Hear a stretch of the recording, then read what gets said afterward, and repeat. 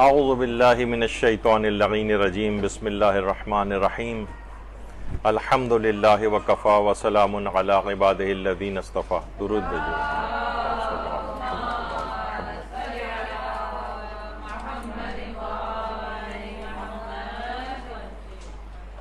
ابھی کچھ ہی دن پہلے رمضان المبارک کا اختتام ہوا ہے، تو اس میں ہمیں کہیں جو مدرسے کی جو فیس بک پیج ہے یا اور جو اس طرح کے جو صفحات ہیں، اس میں مختلف لوگوں کے سوال و جوابات اور مائنڈ سیٹ وغیرہ یہ کافی ہمیں پتہ چلتا ہے. تو اس میں بہت زیادہ اس قسم کے سوالات و جوابات ہمارے پاس آئے ہیں، اور لوگوں کی بہت ساری چیزیں ایسی معلوم چلی ہیں کہ جو ان لوگوں کے نظریات ہوتے ہیں. وعلیکم السلام.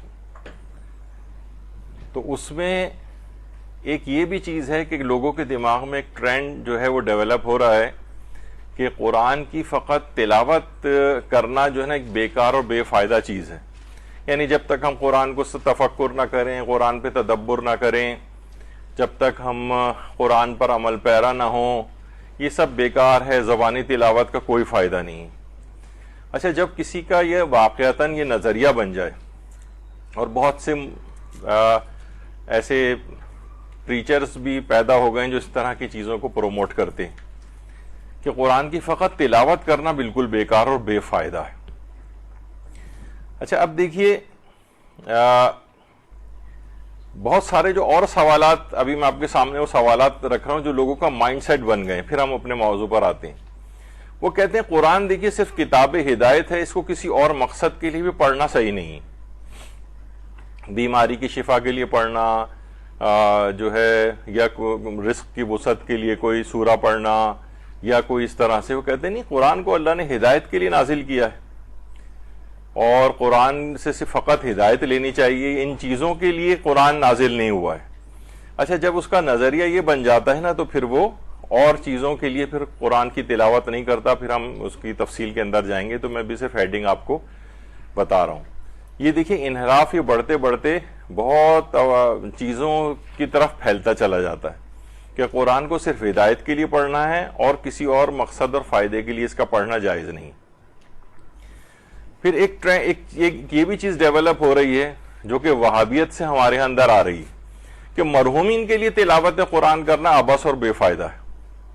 یعنی ہر انسان جو ہے اپنے عمل کا جو ہے وہ اس سے سوال بھی اسی کا ہوگا اور فائدہ بھی اسی کا ہوگا جو خود عمل کر کے جائے گا. دیکھیے، قرآن کے سلسلے میں نا بہت سے نعروں میں بڑی جاذبیت ہے. اگرچہ بات ٹھیک نہیں ہے، لیکن نعرے میں جاذبیت ہوتی ہے. جیسے خوارج تھے، وہ کہتے تھے کہ یعنی مولا علی سے جنگ کرنے کے لیے آئیں اور کہہ رہے ہیں ہمیں قرآن سے، نیزوں پر قرآن کو بلند کر رہے ہیں کہ قرآن سے ہمیں فیصلہ چاہیے. بظاہر بڑی اچھی بات ہے کہ قرآن سے فیصلہ ہونا چاہیے. تو مولا نے اس وقت بھی ان کی مذمت کی کہ انہیں قرآن کی کوئی پرواہ نہیں ہے، اور یہ قرآن ناطق جو ان کے سامنے کھڑا ہوا اس کی بات مان نہیں رہے ہیں، اور ان کو قرآن سے فیصلہ چاہیے. تو نعروں میں بڑی جاذبیت ہوتی ہے. تو یہ بھی بڑی جاذبیت والا ہے کہ ہر شخص اپنے عمل کے لحاظ سے دیکھا جائے گا. اس کو جو وہ عمل کر کے گیا، جو سورہ قرآن خود پڑھ کے گیا، اس کا ثواب اسے ملے گا. دوسرے اس کے لیے پڑھ رہے ہیں، اس سے کیا تعلق ہے؟ تو یہ بھی ایک چیز ڈیولپ ہو رہی ہے. تو مرحومین کے لیے لوگوں نے اس لحاظ سے پڑھنا بھی چھوڑ دیا ہے. تو مرحومی اللہم صلی اللہ علیہ وسلم رکھ دیں.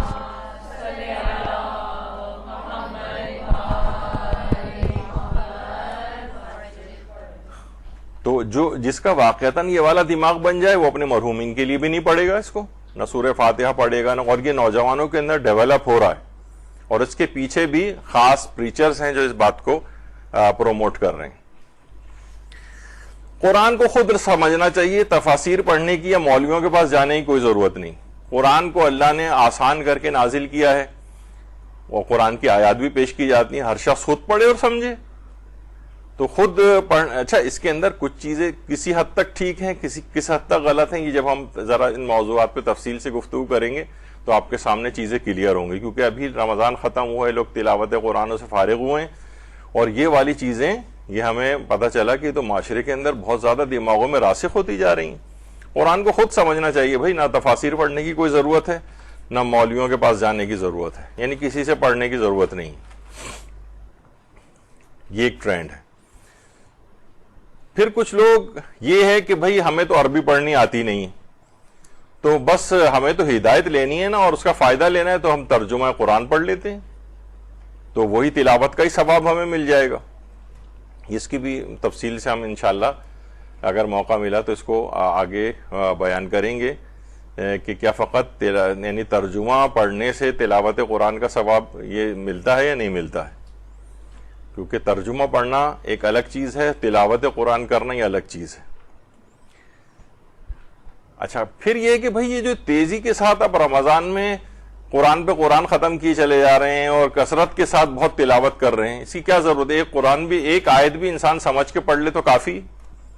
اتنی کثرت مطلوب نہیں ہے. یعنی وہ لوگ جو اس قسم کا شبہ ڈالتے ہیں تو وہ یہ چیز جو ہے نا پروموٹ کرتے ہیں، اور ظاہر ہے اپنے سیاق و سباق سے ہٹ کر یا چیزوں کو ملائے بغیر کوئی ایک حدیث یا وہ اس طرح کی ان کو ملی جاتی ہے تو وہ سوچتے ہیں کہ بس صرف یہی ہے، اس کے علاوہ کوئی اور چیز نہیں ہے.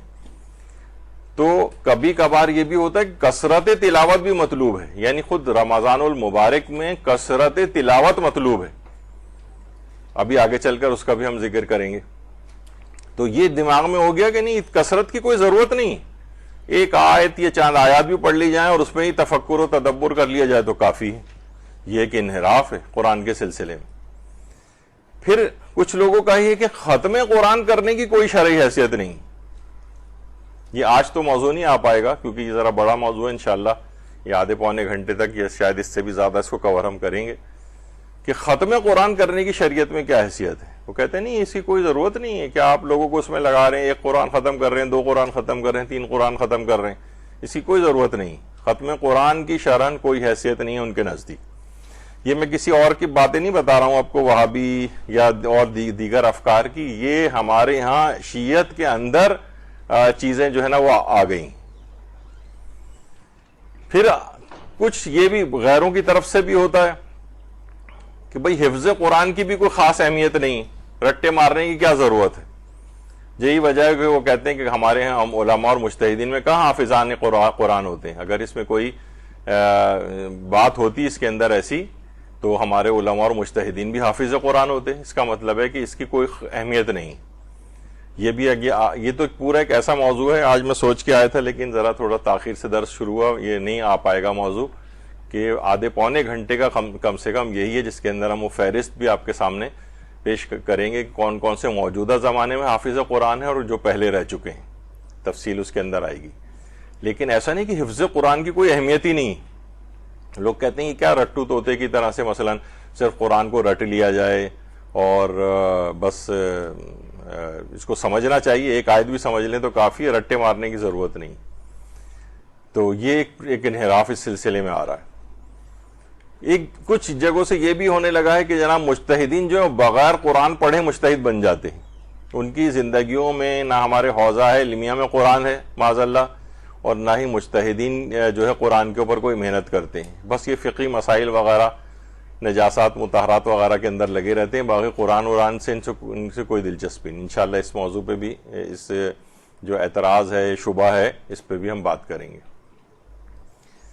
بعض اوقات یہ ہوتا ہے کہ آپ کو جو قرآن کو بہت زیادہ پروموٹ کرتے ہیں اور تو وہ نا عام طور پر عام افراد کے اوپر یہ لیبل لگاتے ہیں کہ آپ جو ہے نا اصلاً نہ آپ قرآن پڑھ رہے ہیں، نہ جب آپ قرآن نہیں پڑھ رہے تو آپ اس پر عامل بھی نہیں ہیں. یعنی وہ سوچتے ہیں کہ شاید قرآن کی ایک ایک صفحہ کھول کر اس کے اندر جو چیز ہے اس کو اندر پڑھ کے اسے عامل ہوا جاتا ہے. یہ ایک بہت بڑا شبہ ہے. یہ انشاءاللہ اس کی موضوع کے اوپر بھی ہماری گفتگو ہوگی. یہ بہت سارے چیزیں تو یہ آج کور بھی نہیں ہو پائیں گی، آئندہ آنے والے درسوں میں انشاءاللہ اس کو پورا کریں گے. کہ یعنی قرآن پر جو آلریڈی عمل کرنے والے افراد ہیں انہیں خلاف قرآن ہونے کا طعنہ دیا جاتا ہے کہ آپ لوگ کہاں، دیکھیے ہماری زندگی میں قرآن ہے ہی نہیں، نہ آپ لوگ قرآن پر عمل کرتے ہیں، نہ قرآن کھولتے ہیں، نہ عمل کرتے ہیں. جبکہ ایسا نہیں. کچھ لوگوں کا یہ ہے کہ اس میں سے جو مفاہیم اور چیزیں ہیں یہ فقط ترجمہ قرآن پڑھ کے بھی قرآن کے مفاہیم سمجھے جا سکتے ہیں. قرآن کھولیں، ٹھیک ہے آپ کو عربی نہیں آتی ہے، عربی چھوڑ دیں، آپ صرف ترجمہ قرآن پڑھتے رہیں اور سمجھتے جائیں کہ اس میں کیا بات کہی گئی. یہ خود ایک اتنا بڑا ایک فتنہ بن گئی ہے چیز کہ کتنے ٹی وی کے اوپر یوٹیوبرز موجود ہیں ایسے انٹرنیٹ پر، اور کتنے ایسے نام نہاد اسکالرس جو ہیں وجود میں آ گئے ہیں ایک مشروم کی طرح سے، یعنی پھیلتے چلے جا رہے ہیں وہ، کہ جو فقط ترجمہ قرآن پڑھ پڑھ کے ایسے ایسے باطل نظریات ہیں ان کے کہ آپ سر پکڑ کے بیٹھ جائیں گے. کوئی صاحب نظر آ رہے ہوتے ہیں وہ کہتے ہیں جناب محمد رسول اللہ صلی اللہ علیہ وآلہ وسلم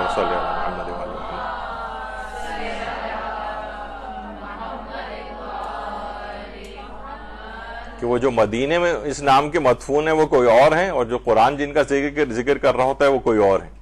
اور مسجد الحرام یہ جو یہی ہے، یہی مسجد اقصی ہے، اور وہ سب قرآن سے ثابت کر رہے ہوتے ہیں. یہی فقط ترجمہ قرآن پڑھ پڑھ کے صرف لفظوں سے، جسے کہا جاتا ہے نا لفظوں سے نکاح کر کے، یعنی بس جو لفظ ہے اس کو پکڑ لیا ہے، اس کی چیز کو نہیں سمجھا گیا، اس کی روح کو قرآن کو نہیں سمجھا گیا. فقط ترجمہ قرآن پڑھ کے جو مفاہیم اخذ کیے جا رہے ہیں بہت بڑا انحراف پیدا کر رہے ہیں. اس سے کہیں بہتر تھا تم پڑھتے ہی نہیں، بس صرف عربی کی حد تک ہی رہ جاتے، چاہے ایک لفظ سمجھ میں نہ آتا.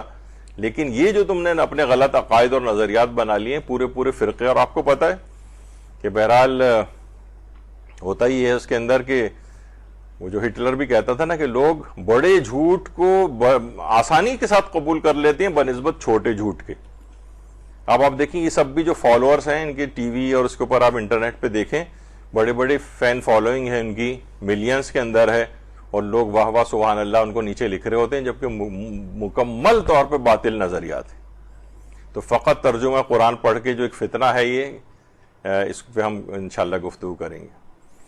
نوجوانوں کا ایک بہت بڑا گروپ پیدا ہو گیا ہے، شیعہ نوجوانوں کا. احادیث کو، یعنی مثلا کسی بھی چیز کے لیے آپ کوئی حدیث پیش کریں فوراً کہہ دیتے ہیں یہ تو قرآن کے خلاف ہے. یعنی ہر وہ چیز جو آپ نے اپنا باطل نظریہ بنایا ہوا اس کے لیے جب حدیث معصومین پیش کی جاتی ہے تو فوراً وہ اس کو ٹھکرا دیتے ہیں کہ قرآن کے خلاف ہیں حدیثیں، جبکہ نہ وہ قرآن کے خلاف ہوتی ہیں. تو کب کون سی چیز قرآن کے خلاف ہوتی ہے کب نہیں ہوتی ہے، یہ انشاءاللہ یہ بھی ہمارا گفتگو ہے. تو میں آپ کے سامنے سے لحاظ سے بھی صرف ہیڈنگز عرض کر رہا ہوں، لیکن جب بھی آپ قرآن کے سلسلے میں کچھ پڑھیں گے، کام کریں گی، تو پھر آپ کو نا اندازہ ہوگا کہ معاشرے کے اندر کیا ٹرینڈ چل رہا ہے. آپ میں سے اکثر انشاءاللہ پبلک کے اندر بھی جا کر کام کریں گی، مجالس، دروس، یہ سب سلسلہ ہوگا، تو یہ معلوم چلے گا کہ یہ تو لوگوں کے نظریات بنے ہوئے ہیں، ان کے خلاف ہی شبہات ہیں. شبہات آپ کو پتہ ہے کہ یہ پھر وہ خشت اول چون عہد معمار کج تا سریا میر اوید دیوار کج، یعنی اگر عمارت کی پہلی اینٹ ٹیڑھی رکھ دی گئی ہے نا تو یہ اس کو آسمانوں تک بھی لے جائیں تو پوری ٹیڑھی ہوتی چلی جاتی ہے اور اتنا ہی بڑا انحراف آ جاتا ہے.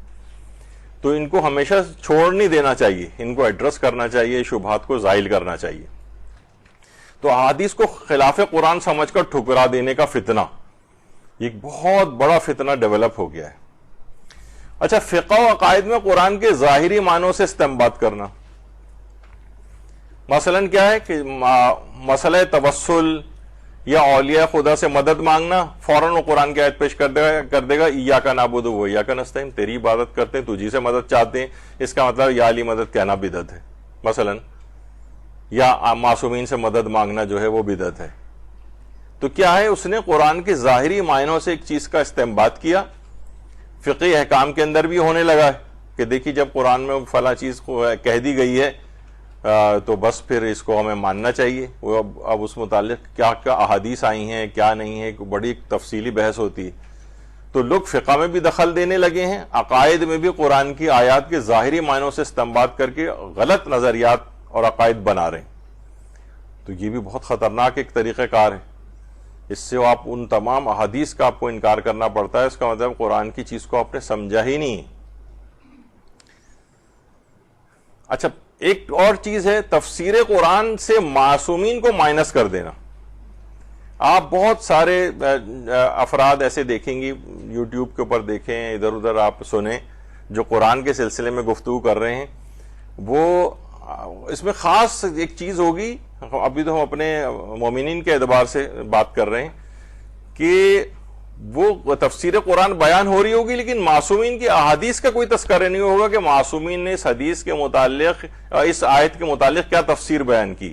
نام ہی نہیں آتا پورے اس کے اندر. تو بعض اوقات یہ بھی ایک بہت الارمنگ چیز ہے کہ جو حقیقی مفسر قرآن ہیں، جو کہ قرآن کے تمام باطن کا بھی علم رکھتے ہیں، ظاہر کا بھی علم رکھتے ہیں، انہوں نے کیا تفاسیر کی؟ اگر آپ وہی صرف ظاہری معنوں کو پکڑ کے اور اس کو ایکسپلین کرتے چلے جائیں گے، پتہ نہیں کتنے یہاں پر میں اس کے اوپر دیکھتا رہتا ہوں کہ جہاں پہ 365 دن بہت سی جگہوں کے اوپر تفسیر قرآن کا درس ہو رہا ہے، یعنی ایک دن بھی سال میں ناغہ نہیں ہوتا ان جگہوں کے اوپر. اور جب آپ پڑھتے ہیں ان کو سنتے ہیں تو معلوم ہی چلتا ہے کہ اس کے اندر حدیث تو کوئی بیان ہی نہیں، بس قرآن کی صرف آیت چل رہی ہے، اس کے جو ظاہری معنی الٹ پھیر کر کے آگے پیچھے کر کے اپنے معنوں کے ساتھ ملا کے وہ بیان ہو رہے ہیں.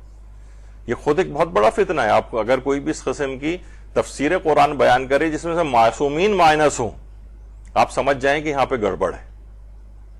یہ جو ہے نا کچھ کسی اور طرف جو ہے آپ چلی جائیں گی، بظاہر چاہے باتیں بہت اچھی بھی لگیں. دیکھیے بعض اوقات یہ بھی ہوتا ہے کہ انحراف جو ہے نا بہت جلدی ظاہر نہیں ہوتا ہے، 30 سال 40 سال لگ جاتے ہیں. بعض اوقات پھر آپ کو سمجھ میں آتا ہے کہ ارے یہ تو انحراف تھا. شروع میں باتیں بہت اچھی لگ رہی ہوتی ہیں، جیسے ابھی میں نے کہا کہ قرآن کے سلسلے میں نعروں کی بڑی جاذبیت ہے، اٹریکٹیو نعرے. قرآن سے بات ہونی چاہیے، قرآن پہ عمل ہونا چاہیے، قرآن پہ تفکر ہونا چاہیے، قرآن پہ تدبر ہونا چاہیے. کتنی اچھی باتیں ہیں اور واقعتاً ہونا بھی چاہیے، لیکن وہ اس کے اندر کہاں سے انحرافات ہوتے ہیں یہ خود اس کو بہت زبردست سمجھنے کی ضرورت ہوتی ہے. تو اس کے اندر ایک یہ بھی ہے کہ تفاسیر قرآن سے معصومین کو مائنس کرنا یہ خود ایک بہت بڑا مسئلہ ہے. قرآن کی سائنس کے ساتھ زبردستی تطبیق کرنا یہ بہت مسئلہ ہو گیا. دیکھیے یہ مثلا یہ والا جو وہ چیز ہے، اس کی قرآن جو یہ آیت کہہ رہی ہے، اس کی سائنس بھی تائید کرتی ہے. اب وہ زبردستی ہر چیز کو سائنس سے ثابت کرنا کہ جو قرآن نے کہا ہے یہ سائنس نے بھی کہا ہے. دیکھیے میں اس سے پہلے بھی کئی دفعہ کہہ چکا ہوں اور پھر دوبارہ کہوں گا، میں خود سائنس کا اسٹوڈنٹ رہ چکا ہوں اور ایک لحاظ سے ابھی تک ہوں. سائنس نے زبردست یو ٹرنس لینے کے، اور خاص طور پر ہماری میڈیکل سائنس تو یو ٹرن لینے کی ماہر ہے. یعنی یو ٹرن لے لیتے ہیں بڑے آرام سے وہ، اور ٹھیک ہے یہ علمیت کی بھی ایک ہوتی ہے. یعنی علم جب ظاہر آگے بڑھتا ہے تو بہت سے نظریات اس کے غلط ثابت ہوتے ہیں. اب لوگوں نے کہا کہ جناب نہیں، یہ دیکھیں کہ یہ قرآن نے جو ایک بات کہی تھی یہی تو بالکل دیکھیے سائنس بھی کہتی ہے، اور کچھ دن بعد سائنس نے اپنا نظریہ بدل لیا. اب کیا ہو گیا؟ پھر لوگ کہیں گے اس کا مطلب قرآن کی بات بھی غلط تھی. تو قرآن کی آیات کو زبردستی سائنس کے ساتھ تطبیق نہیں کرنی چاہیے، چاہے سائنس اس کے برخلافی کیوں نہ کہہ رہی ہو. اب میں اس وقت تو نہیں، لیکن ویسے کبھی لوگ بہت ایک چیز کا مذاق اڑاتے ہیں کہ مثلا وہ اصول کافی کے اندر اور دیگر کتابوں کے اندر بھی روایت ہے کہ مثلا زمین کو گائے نے اپنے سینگ کے اوپر اٹھایا ہوا ہے مثلا. تو بہت سے لوگ فوراً باقاعدہ مذاق اڑا جاتا ہے چیزوں کا، لیکن بہت سی اس کے اندر صحیح سند روایات ہیں، لیکن ان کا وہ مفہوم نہیں ہے جو کہ لوگ سمجھ رہے ہیں. اس کو سمبولک ہوتی ہیں وہ چیزیں، وہ ہم انشاءاللہ ہم کبھی اور اس کو ڈسکس کریں گے. تو بہرحال قرآن کی سائنس کے ساتھ زبردستی تطبیق کرنا، زبردستی اس کو سائنس کے ساتھ ملانا، حمایت میں ملانا یا مخالفت میں ملانا، دونوں صورتوں میں یہ چیز بالکل غلط ہے. سائنس چاہے مخالفت بھی کہہ رہی ہو، ہمیں قرآن کی بات کو لینا ہے، کیونکہ وقت گزرنے کے ساتھ ساتھ سائنس یو ٹرن لے کے وہ آ جائے گی قرآن ہی کی طرف واپس. تو ہمیں اتنی زیادہ فکر مند ہونے کی ضرورت نہیں ہے، اور نہ سائنس سے ہر چیز کو ثابت کرنے کی ضرورت ہے. تو یہ ایک ٹرینڈ ایک چیز کا بن گیا ہے، اس میں بھی انحراف آ جاتا ہے کہ بعض اوقات سائنس نے یو ٹرن لے لیا تو پتہ چلا ہم کہیں گے اچھا قرآن بھی یہی کہہ رہا تھا، اب سائنس نے بدل لی بات تو اس کا مطلب ہے یہ قرآن نے یہ بات غلط. ابھی سب کے پیچھے بڑی مثالیں اور چیزیں، لیکن ابھی اس میں نہیں جانا ہے. اب آ جائیے کہ قرآن کی فقط تلاوت کرنا بیکار اور بے فائدہ ہے. یعنی وہ یہ کہتے ہیں کہ جب تک قرآن پہ تفکر اور تدبر نہ ہو، قرآن پر عمل نہ ہو، قرآن کی احکام کا نفاذ نہ ہو، تب تک ایسی تلاوت کا کوئی فائدہ نہیں. تو یہ ایک بڑی عجیب سی ایک چیز اس میں آتی ہے. دیکھیے مسئلہ یہ ہے کہ بعض اوقات چیزیں نا مرحلے وار ہوتی ہیں، اور ہر مرحلے کا ثواب الگ ہے قرآن میں. یہ ابھی آپ کو ہم آگے چل کے واضح کریں گے. یعنی وہ سب بھی چیزیں اگلے مرحلوں میں آنی ہیں، ان کے الگ ثواب ہیں، ان کے الگ درجات ہیں، لیکن اس سے پہلے کے بھی بہت سے مرحلے ہیں، ان کا بھی ثواب ہے. فقط تلاوت قرآن کی بھی الگ اہمیت اور ثواب ہے، چاہے ایک لفظ آپ کو سمجھ میں نہ آئے، چاہے آپ اس وقت بالکل تفکر و تدبر نہ کریں، چاہے آپ اس وقت قرآن پر عامل بھی نہ ہو، کچھ بھی آپ نہ کر رہے ہو، فقط تلاوت کرتے ہوئے گزر رہے ہیں، پڑھتے ہوئے اس کو، اس کی بھی مکمل اہمیت اور ایک الگ ثواب ہے۔ اور خود روایات میں ہی آیا، ہمارے پانچویں امام محمد باقر علیہ السلام پیغمبر اکرم سے فرماتے ہیں، نہ صرف یہ کہ تلاوت قرآن کی اہمیت ہے بلکہ اس میں ترقی بھی کرتے جانا ہے۔ فرماتے ہیں پیغمبر اکرم صلی اللہ علیہ وآلہ وسلم، صلی اللہ محمد کہ جو شخص رات کو 10 آیتوں کی تلاوت کرے اس کا نام غافلین میں نہیں لکھا جائے گا، یعنی جو یاد خدا سے بالکل بے بہرا ہے غافل ان میں نہیں ہوگا۔ جو شخص 50 آیتوں کی تلاوت کرے اس کا نام ذاکرین میں لکھا جائے گا، اور جو شخص 100 آیتوں کی تلاوت کرے اس کا نام قانتین میں لکھا جائے گا، اور جو شخص 200 آیتوں کی تلاوت کرے اس کا نام خاشعین میں لکھا جائے گا، اور جو شخص 300 آیات کی تلاوت کرے اس کا نام سعادت مندوں میں لکھا جائے گا، جو شخص 500 آیات کی تلاوت کرے اس کا نام عبادت اور پرستش خدا کی کوشش کرنے والوں میں لکھا جائے گا، اور جو شخص 1000 آیتوں کی تلاوت کرے وہ ایسا جیسے اس نے کثیر مقدار میں سونا راہ خدا میں دیا ہو۔ درود بھیجیے محمد صلی اللہ علیہ وسلم۔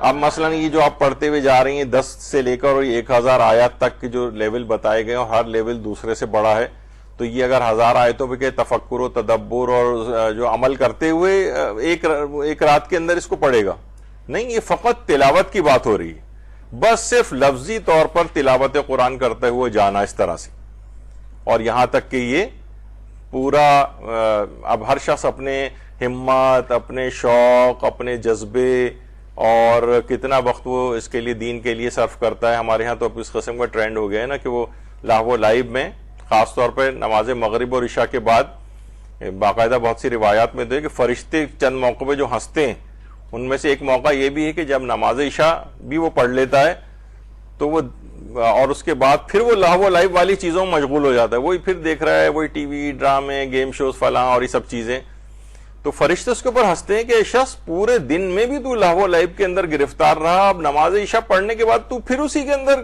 ہو گیا گرفتار، ہنستے ہیں اس کے اوپر، یہ تمہاری کیا حالت ہے۔ تو یہاں پر تو دیر سے اس وجہ سے سونا تو کون، جب بالکل بستر پہ تھک کے چور ہو کے جس وقت لیٹتے ہیں تو اس وقت تو پھر جن دن میں جن اعمال میں مصروف رہتے ہیں اس کی وجہ سے یہ توفیق بھی نہیں ملتی ہے کہ وہ ایک سورہ بھی پڑھ سکیں سونے سے پہلے۔ تو ہمارے ہاں تو یہ کہ تلاوت قرآن میں بھی ترقی کا سوچا جائے کہ ہم پہلے اتنی سورہ پڑھتے تھے سونے سے پہلے، اب اور آگے بڑھیں اور آگے بڑھیں اور آگے بڑھیں، پھر ہر شخص کی ہمت اور طاقت، ورنہ کم سے کم 50 آیات کا تو ایک ٹارگٹ، ایک ایوریج جو ہے وہ رکھنا ہی چاہیے۔ اب اس چند سوروں کا انتخاب کر لیں جو مل کے 50 آیات بن جائیں، تو بہرحال ترقی کرنی چاہیے۔ تو اگر یہ تلاوت قرآن بالکل بے فائدہ ہوتی تو پھر تو کہنے کی ضرورت ہی نہیں تھی کہ نہیں اتنی ساری آیتیں، معلوم ہے کہ 1000 آیت کوئی پڑھے گا تو ان میں کہاں تفکر و تدبر کر پائے گا۔ تو اس کا مطلب ہے کہ فقط تلاوت بھی مقصود ہے، فقط تلاوت بھی مطلوب ہے، چاہے اور چیزیں اس کے ساتھ ہوں یا نہ ہوں، وہ اور ترقی کی چیزیں ابھی آگے چل کر وہ ہم بیان کریں گے، کیونکہ قرآن کی فقط قرات کرنا یہ بہترین عبادت سمجھا گیا ہے۔ روایت کے اندر ہے باقاعدہ پیغمبر اکرم صلی اللہ علیہ وآلہ وسلم کی، اللہم صلی علی محمد کہ قرآن کی قرات کرنا بہترین عبادت ہے، یعنی فقط قرات تلاوت بس یہ کافی، یعنی اگر کوئی شخص یہ بھی کر رہا ہے تو کافی ہے، یعنی اس کو اس کا ثواب ضرور ملے گا، ورنہ تو پیغمبر اس میں کہہ دیتے کہ فقط قرآن کی تلاوت کرنا یہ عبادت نہیں ہے بلکہ تفکر و تدبر ہی ضروری ہے ہر دفعہ، نہیں ایسا کچھ نہیں، اس میں بھی وہ ایک الگ مرحلہ ہے، وہ بھی آگے چل کر ہم اس کا ذکر کریں گے۔ سورہ اخلاص کی ہر آیت کی الگ الگ 1000 فائدے، پیغمبر اکرم صلی اللہ علیہ وآلہ وسلم محمد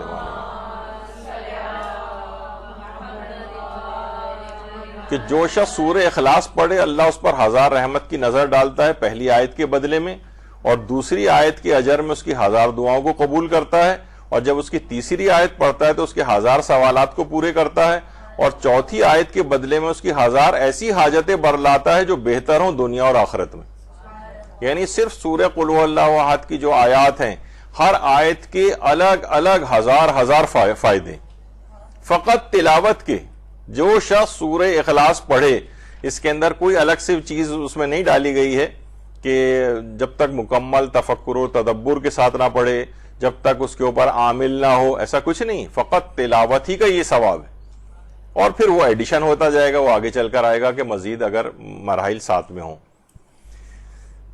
اور ہمارے چھٹے امام جعفر صادق علیہ السلام فرماتے ہیں کہ میں تمہیں تلاوت قرآن کا کہتا ہوں کیونکہ جنت کے درجے قرآن کی آیات کی تعداد کے برابر ہیں۔ قیامت کے دن قرآن کی تلاوت کرنے والے سے کہا جائے گا قرآن پڑھو تاکہ تیرا درجہ بلند ہو، جو ہی وہ ایک آیت تلاوت کرے گا اسے ایک اور درجہ عطا کر دیا جائے گا، تو وہاں آیات پڑھتا جائے گا اور جنت میں اتنے درجے اس کے بلند ہوتے چلے جائیں گے۔ اور یہ بھی ہے کہ جتنی آیات وہ اس دنیا کے اندر پڑھ چکا ہے، یعنی مقصد ایک یہ ہے کہ اتنے ہی درجات اس کے جنت اور آخرت میں بلند ہوں گے۔ تو امام نے فرمایا کہ میں تمہیں تلاوت قرآن کا کہتا ہوں، یہاں پہ تدبر قرآن، تفکر قرآن اس طرح کے الفاظ نہیں آئے، وہ ایک الگ مواقع بھی ہیں اس کے، لیکن یہاں پر فقط تلاوت کی بات ہو رہی ہے، جو وہ بھی مطلوب ہے، وہ بھی عین اسلامی چیز ہے، اس کے بھی وہ بہت ثواب اور فوائد ہیں، بہت فضیلتیں ہیں، یہاں تک کہ جنت میں درجات قرآن کی جتنی آیات کی تلاوت اس نے کی ہوگی اس کے مطابق اس کو درجات ملیں گے۔ قرآن کے حروف کو دیکھنے کا الگ ثواب، تلاوت کی تو بات الگ ہے، صرف قرآن کے حروف کو دیکھنا، یعنی آپ نے قرآن کھولا، اس کے حروف کے اوپر آپ نے جو ہے وہ نگاہ کی۔ ابو سعید خدری سے روایت ہے کہ رسول اللہ نے فرمایا اپنی آنکھوں کی عبادت کا حق ادا کرو، اللہم صلی علی محمد وعلی محمد،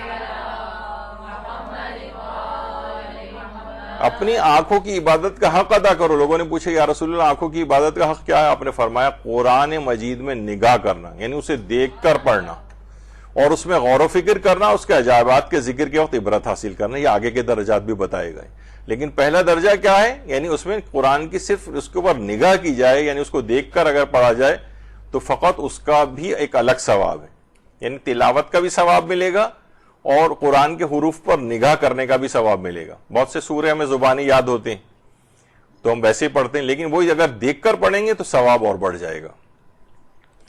اچھا، قرآن کو سادہ طریقے سے بغیر لحن کے تلاوت کا الگ ثواب ہے۔ مثلا آپ پڑھتی ہیں بسم اللہ الرحمن الرحیم الحمدللہ رب العالمین، اس طرح سے، اس میں کوئی لحن وغیرہ نہیں، اس کو آپ نے سادہ طریقے سے پڑھا بغیر لحن کے، اس کی بھی تلاوت کا ثواب ہے۔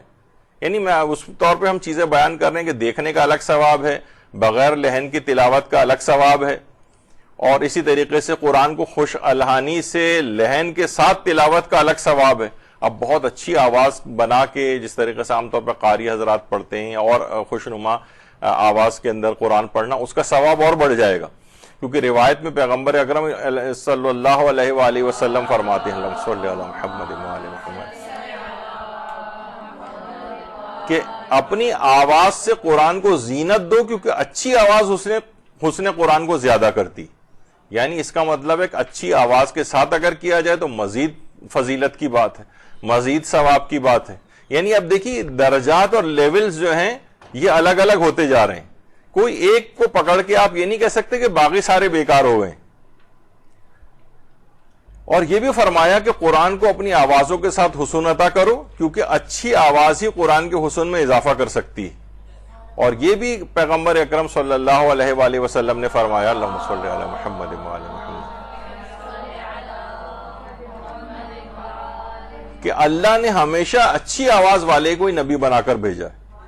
جیسے کہ حضرت داؤد کے متعلق ملتا ہے کہ جس وقت وہ زبور کی تلاوت کرتے تھے، تو جس وقت وہ تلاوت کرتے تھے اس کے ساتھ جب وہ تلاوت کرنا شروع کرتے تھے، درخت، چرند، پرند، دیواریں، ہر طرح سے ہر جگہ سے زبور کی تلاوت کی آواز گونجنے لگتی تھی، وہ بھی ان کے ساتھ تلاوت کی آواز میں ہم آواز ہو جاتے تھے۔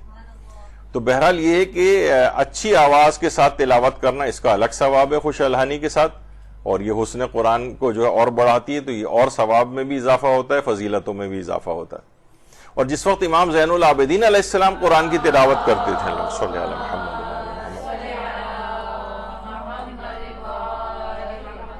کتنی خوش الحانی کے ساتھ پڑھتے تھے کہ راہ چلنے والے بھی آپ کی طرف کھینچے چلے آتے تھے، اور بعض تو اتنے متاثر ہوتے تھے کہ امام کی تلاوت کی آواز سن کر بے ہوش ہو جاتے تھے۔ اتنی زبردست پر اثر امام کی آواز تھی۔ جب بھی چوتھے امام فرماتے تھے اگر مشرق و مغرب کے درمیان تمام مخلوقات مر جائیں اور قرآن میرے پاس ہو تو مجھے کوئی وحشت نہیں ہوگی۔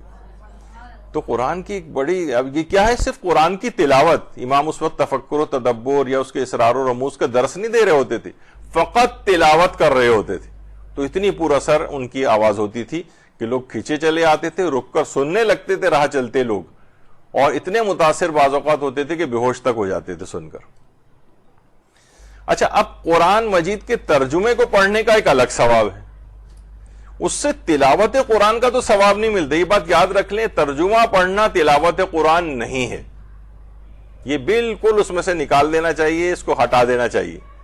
یعنی ترجمہ قرآن اگر آپ پڑھ رہے ہیں، اس سے ہدایت کی کوئی بات لے رہے ہیں، وہ بہت اچھی بات ہے، اس کا ثواب، فضیلت، چیزیں آپ کو ملیں گی، لیکن تلاوت قرآن کا ثواب نہیں ملے گا۔ بلکہ ایک دفعہ میں نے ذکر بھی کیا تھا، آیت اللہ حافظ شیخ بشیر نجفی سے بھی استفتاء ہوا تھا، تو انہوں نے کہا تھا کہ اصلاً اگر کوئی شخص ترجمہ قرآن کو اگر قرآن قرار دے یا تو یہ خود ایک گناہ بھی ہے۔ قرآن فقط عربی زبان میں نازل ہوا ہے، اس کو عربی ہی کے اندر پڑھنا چاہیے۔ بہت سے لوگ دعاؤں کے سلسلے میں بھی یہ کہتے ہیں کہ دعائیں بھی ہمیں عربی میں پڑھنا آتی نہیں ہیں، تو اس میں جو معصورہ دعائیں ہیں جو خود ائمہ معصومین سے تعلیم ہوئی ہیں، معصورہ یعنی جو ائمہ نے خود کہی ہیں، تو وہ ان کو بہتر ہے کہ عربی ہی میں پڑھیں، اور جو غیر معصورہ ہیں ان کو چلیں آپ اردو میں، یا خیر ان دعاؤں کو بھی اردو ترجمہ پڑھا جا سکتا ہے، تو وہ ہدایت والی چیز ایک ہو جائے گی، لیکن اصلاً معصورہ دعا کو پڑھنے کا آپ کو ثواب نہیں ملے گا، ترجمے کا ثواب ملے گا۔ جیسے کوئی اگر قرآن کے فقط ترجمے کو پڑھے اردو میں، انگریزی میں، کسی اور زبان میں، تو اس کو ترجمہ قرآن پڑھنے کا ثواب ملے گا، لیکن خود تلاوت قرآن کا ثواب نہیں، یہ ایک دماغ میں رہے۔ اچھا، مصحف قرآن کو اپنے ساتھ رکھنے کے بھی، یعنی یہ ایک تو ہے کہ خود تلاوت کرنا نہیں، قرآن کو فقط اپنے ساتھ رکھنے کے بھی ثواب اور فوائد ہیں، فقط اپنے ساتھ رکھنا۔ یہی وجہ ہے کہ آیت اللہ بہجت سے جب یہ نظر بد اور جادو کے توڑ کے سلسلے میں ایک استفتاء ہوا ہے، جو ان کی پرسش آئے شمع و پاسخ آئے آیت اللہ بہجت کے نام سے جو کتاب ہے، ان سے سوال و جواب ہوئے ہیں، تو اس میں کسی نے ان سے پوچھا تھا کہ جو شخص نظر بد کا شکار ہوا، اس پہ جادو کیا گیا، اس کا توڑ کیسے کرے؟ تو آیت اللہ بہجت نے 6 چیزیں بتائی تھیں۔ ان میں پہلی جو چیز یہ تھی کہ ہمیشہ اپنے ساتھ ایک چھوٹا قرآن رکھے، یہ اس کو نظر بد سے بھی محفوظ رکھے گا اور اس کو جادو وغیرہ سے بھی محفوظ رکھے گا۔ بہت سے لوگوں کو آپ نے دیکھا ہے کہ وہ گاڑی کے اندر بھی اپنے ساتھ رکھتے ہیں، سواری کے حادثات وغیرہ سے بچانے کے لیے۔ دوسرا انہوں نے فرمایا کہ اذان صبح کے وقت گھر میں بآواز بلند اذان دے، نظر بد بھی اثر نہیں کرے گی، جادو بھی اثر نہیں کرے گا۔ تیسری چیز، روزانہ دن میں 50 آیات قرآنی کی بآواز بلند تلاوت کرے۔ تلاوت، تفکر، تدبر، تفسیر، تعویل اور یہ سب چیزوں کی بات نہیں ہو رہی، فقط تلاوت۔ سورہ فلق اور سورہ ناس کی روزانہ تلاوت کرے، آیت الکرسی کی دن میں کئی مرتبہ تلاوت کرے، اور سونے سے پہلے خاص طور پر 4 قل ضرور پڑھے۔ یہ 6 چیزیں آیت اللہ بہجت نے بتائیں، تو اس پہ نظر بد کوئی لگے گی اور نہ ہی کوئی جادو اس کے اوپر اثر کرے گا۔ تو کیا ہے، ہمیشہ ایک چھوٹا قرآن اپنے ساتھ رکھنا، یہ خود قرآن کو چاہے ہم پڑھ بھی نہیں رہے تب بھی اس کا جو ہے ایک الگ فائدہ ہے۔ تو ہر چیز کے درجہ، اب مثلا کوئی شخص کہے اصل تو چیز ہدایت لینا ہے، یہ قرآن کو جیب میں رکھنے کا کیا فائدہ ہے؟ وہ بھائی فائدے ہیں ان کے، یعنی آپ کا اپنا ایک الگ مائنڈ سیٹ بن گیا ہے۔ بلکہ بعض اوقات تو میں کہوں بہت سے وہابی حضرات جن سے یہ یعنی امپورٹ ہو رہے ہیں اس قسم کے عقائد، وہ ان کے عقائد بھی نہیں ہیں، وہ بھی اتنا انکار نہیں کرتے جتنے ہمارے والے ان سے بھی آگے بڑھ گئے ہیں، وہابی عقائد میں ان سے بھی آگے کی طرف جا رہے ہیں، جو خود وہابیوں کی بھی عقائد نہیں ہے، بہت سے تو وہ چھوڑتے بھی جا رہے ہیں اپنے عقائد۔ تو ساتھ میں قرآن رکھنا، یہی وجہ ہے کہ رہبر معظم باقاعدہ اس کی الگ سے تاکید کرتے ہیں کہ اپنے ساتھ ایک چھوٹا قرآن جیبی، جو خود ان کی اپنی جیب میں بھی ہر وقت ساتھ رہتا ہے، جو خود جس پر عامل ہیں وہی لوگوں کو کہتے ہیں کہ ہمیشہ کہ جب بھی کبھی آپ کو موقع ملے، فوراً آپ کے پاس ذرا سا بھی فارغ وقت ہو، آپ فوراً جیب سے نکالیں اور تلاوت شروع کر دیں۔ کتنی جگہوں پہ دیکھیے آپ جاتے ہیں، ڈاکٹر کے وہاں جاتے ہیں، لائن میں لگے ہوئے ہیں، بل جمع کرانے گئے ہیں لائن میں لگے ہوئے ہیں، بینک گئے ہیں وہاں پہ لائن میں لگے ہوئے ہیں، آپ نے جیب میں سے، پرس میں سے کہیں سے بھی چھوٹا قرآن نکالا اور پڑھنا شروع کر دیا۔ فلائٹ میں بھی ٹائم ہے، کچھ بجائے ادھر ادھر سب لوگوں کو دیکھنے کے اور ادھر ادھر کی چیزوں کے معائنے کرنے کے اور لوگوں کو فقط معائنہ کرنے کے، اس سے کہیں بہتر ہے کہ انسان ان چیزوں میں نکال کے اپنے اس وقت کو بھی کیوں ضائع کرے۔ تو قرآن جیبی ایک ہونا چاہیے. چھوٹا سا قرآن اپنے پاس پرس میں، بیگ میں، کسی بھی جگہ ساتھ رکھنا چاہیے. تو اس کے الگ وہ بھی ٹھیک ہے، وہ بھی ٹھیک ہے، کوئی حرج نہیں.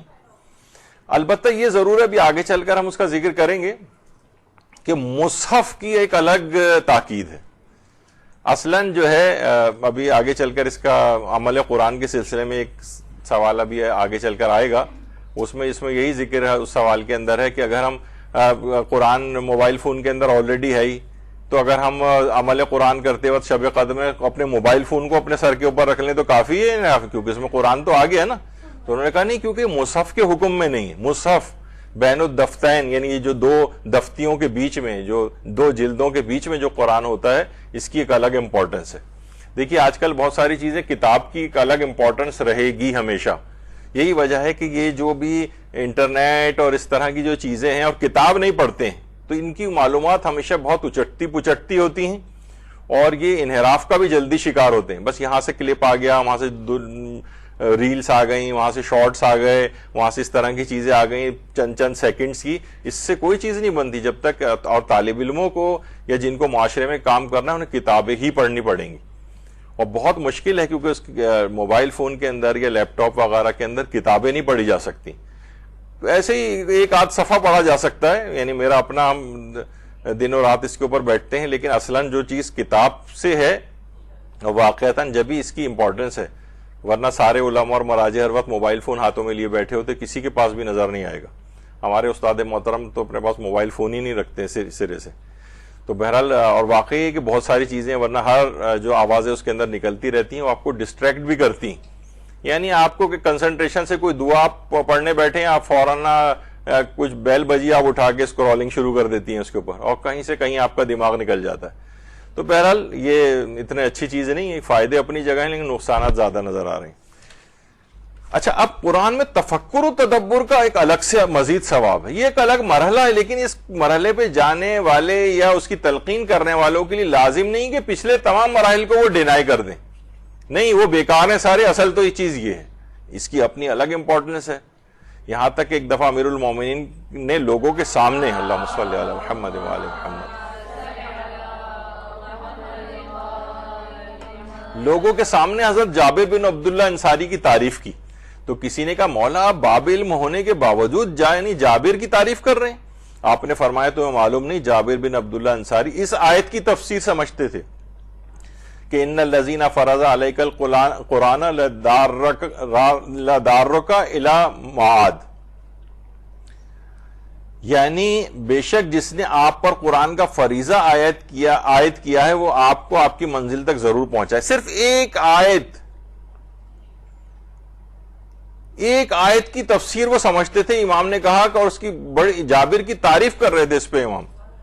تو اس کا مطلب یہ ہوا کہ واقعتاً قرآن میں یعنی وہ پھر وہ لیول بھی الگ ہوتا ہے تفکر و تدبر کا کہ جس کی پہ تعریف کی جاتی ہے. ابھی تو جو عام افراد جو تفکر و تدبر کی ان کو جو دعوت دی جاتی ہے نا، وہ کچھ مقدمات کو حاصل کیے بغیر وہ ان کو انحراف کی طرف لے جاتا ہے. وہ جب ہم اس موضوع پہ ڈسکس کریں گے تو آپ کو میں بتاؤں گا کہ لوگوں نے کون کون سے نظریات اسی قرآن سے بنا لی. یضل بہ کثیرا و یہدی بہ کثیرا، لوگ سمجھ میں نہیں آتی ان کو کہ قرآن سے اکثر لوگ ہدایت پا جاتے ہیں اور اکثر اس سے گمراہ بھی ہو جاتے ہیں. قرآن کی آیت ہے کہ قرآن سے گمراہ ہو جاتے ہیں. تو خدا نخواستہ قرآن گمراہ نہیں کرتا ہے، وہ ان کے اندر کیا خرابیاں ہوتی ہیں جو ان کو قرآن سے گمراہ کر دیتی ہیں. ورنہ آپ دیکھیں کہ جتنے اس وقت منحرف فرقے اور عقائد ہیں وہ سب کے سب قرآن کو سامنے لا کے کھڑا کر دیتے ہیں. آپ کے دیکھیے قرآن کی آیت کے اندر ہے، اور ہر شخص ہر مکتب اپنے آپ کو قرآن کی آیات سے ثابت کر رہا ہوتا ہے. تو یقیناً کوئی انحراف ہوگا نا. متضاد عقائد کیسے قرآن سے ثابت ہو سکتے ہیں اس طرح؟ تو اس کی تفسیر کے ساتھ سمجھ کر پڑھنے کی، تفکر و تدبر کی وہ لیول ہی الگ ہوتا ہے کہ جس میں جو قابل تعریف بنتا ہے، جس کی امام تعریف کر رہے ہیں حضرت جابر کی. اچھا، اب اور اگلا لیول ایک ہے قرآن سے فقہا کا استنباط و استخراج، یہ مسائل دینیہ کا، یہ بالکل ایک الگ ثواب رکھتا ہے. مجتہدین اسی سے ہی طلاق کے فقہی احکام نکال رہا ہے قرآنی آیات سے، وضو کی آیات سے جو ہے وہ قرآنی احکام نکال رہا ہے، تیمم کو قرآن کی آیات سے ثابت کر رہا ہے. وہ اس کے جس احکامات کو استخراج کرنے کا میں آگے چل کے کبھی پیش کروں گا انشاءاللہ، کہ مثلا عام شخص جو حج و عمرہ میں جو صحیح کی جاتی ہے، قرآن میں اس کی آیت ہے کہ کوئی حرج نہیں ہے کہ تم صحیح کر لو، اس سے یہ لگ رہا ہے کہ یہ آپشنل چیز ہے جبکہ صحیح کرنا واجب ہے۔ اب جو فقط ترجمہ قرآن اس طرح سے سرسری پڑھتا جائے وہ کیا کہتے کہ قرآن نے کہا کوئی حرج نہیں، اس کا مطلب ہے کریں نہ کریں دونوں طرح سے صحیح ہے، تو وہاں پہ کوئی حرج نہیں کہ کیا معنی ہیں یہ اس کو سمجھنا پڑے گا۔ تو قرآن سے فقہا کا استنباط اور استخراج مسائل دینیہ کا یہ الگ ثواب ہے، ایک بہت الگ لیول ہے۔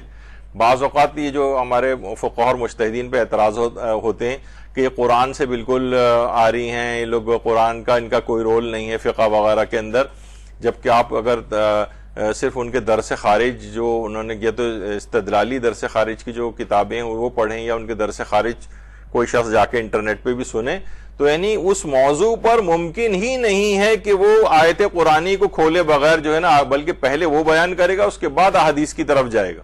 یہ بالکل ایک ایسا بے ڈھنگا اور ایک شرمناک اعتراض ہے فقہا اور مراجع کے اوپر۔ تو قرآن سے ان کا استنباط بہت سی آیات ایسی ہیں، ان جاءکم فاسق بنبأ فتبینوا، کہ اگر کوئی فاسق تمہارے پاس خبر لے کے آئے تو تحقیق کر لیا کرو۔ تو اس پہ علماء نے 75 صفحات ایک عالم نے اس کی تشریح میں لکھی ہیں، بعض نے صرف 150 پیجز فقط اس ایک آیت کی تشریح میں لکھے ہیں کہ اس سے کیا مراد ہے۔ فاسق خبر لے کے آئے تو تحقیق کریں، تو عادل خبر لے کے آئے تو تحقیق نہ کریں، تو کیونکہ اگر فاسق کی خبر میں بھی تحقیق کی ضرورت ہو اور عادل کی خبر میں بھی تحقیق کی ضرورت ہو تو قرآن بدرجہ اولا کہہ دیتا کہ عادل بھی خبر لے آئے تب بھی تحقیق کرو، تو فاسق تو خود بخود ہی آ جاتا اس میں۔ تو اس میں اس سے استخراج اور استنباط جو ہوتا ہے ان آیات سے، یہ اس کا ایک الگ لیول ہوتا ہے اور وہ عام افراد کے لیول سے بہت بلند چیز ہے۔ تو جو فقہا جو کر رہے ہیں وہ اور ان کو عظیم ثواب دلوانے والا کام ہے۔ تو یہ اس طریقے سے معاملات اس طرح سے آگے بڑھتے ہیں۔ اچھا، قرآن پر عمل کرنے کا ثواب الگ ہے، یعنی اب کیا ہے، کبھی دیکھنے کا ثواب ہے، کبھی ساتھ رکھنے کا بھی ثواب ہے، فقط تلاوت کا بھی ثواب ہے، قرآن پر عمل کا ثواب الگ ہے، عمل کا۔ لیکن عمل کس طرح سے، آیت اللہ ناصر مکارم شیرازی نے تفسیر نمونہ کی پہلی جلد میں بہت اچھی بات لکھی ہے کہ ہم سورہ نور کی فضیلت کے بارے میں پڑھتے ہیں کہ جو اسے پڑھے گا خدا اسے اور اس کی اولاد کو زنا کی آلودگی سے محفوظ رکھے گا۔ تو یہ اس بنا پر ہے کہ سورہ نور کے مضامین میں ان جنسی کجرویوں سے مقابلے کے لیے اہم رہنمائی موجود ہے۔ مجرد اشخاص کو جلد شادی کرنے کا حکم اس میں موجود ہے، سورہ نور میں پردے کا حکم ہے، بری نگاہوں اور حویث رانی کی نگاہ کو ترک کرنے کا حکم ہے، ناروا اور غلط نسبتوں کی ممانعت ہے، اور آخر میں بدکار مردوں اور عورتوں کے لیے حد شرعی کے اجرا کا حکم دیا گیا ہے آخر میں۔ تو واضح ہے کہ سورہ نور کے مفاہیم و موضوعات کسی معاشرے خاندان میں عملی جامہ پہن لیں تو وہ زنا سے آلودہ نہیں ہوگا۔ یعنی جب ہم اس کو پڑھتے ہیں، جب یعنی قرآن کی تلاوت کے ساتھ اس میں موجودہ ہدایتوں پر عمل کرتے ہیں تو خود بخود معاشرہ اس سے پاک و پاکیزہ ہو جاتا ہے۔ تو یعنی قرآن پر جس قدر عامل ہوتے جائیں گے اسی قدر معاشرہ پاک و پاکیزہ ہوتا چلا جائے گا۔ تو یہ بالکل ایک الگ چیز ہے، یعنی قرآن کی تلاوت کا ثواب الگ ہے اور اس پر عمل کا ثواب اور بہت زیادہ فضیلت کا حامل ہے۔ لیکن ایک کبھی آگے چل کر انشاءاللہ جب کبھی ہم اس موضوع پر یہ الگ سے ایک چیز ہے اس میں ذکر کریں گے تو اس میں بھی یہ چیز آئے گی کہ اس کو بعض اوقات اس انداز سے بیان کیا جاتا ہے کہ اگر آپ نے یہ والا اگلے والے مرحلے پہ عمل نہیں کیا تو پچھلا عمل بیکار ہے۔ تو اس کے نتیجے میں کیا ہوتا ہے، نہ تو اس پر عمل کر پاتا ہے وہ، تفکر، تدبر، امپلیمنٹیشن، بڑے ویسے جو نعرے ہوتے ہیں، اور وہ مایوس ہو کر تلاوت سے بھی جاتا ہے، کچھ بھی اس کے ہاتھ میں نہیں آتا۔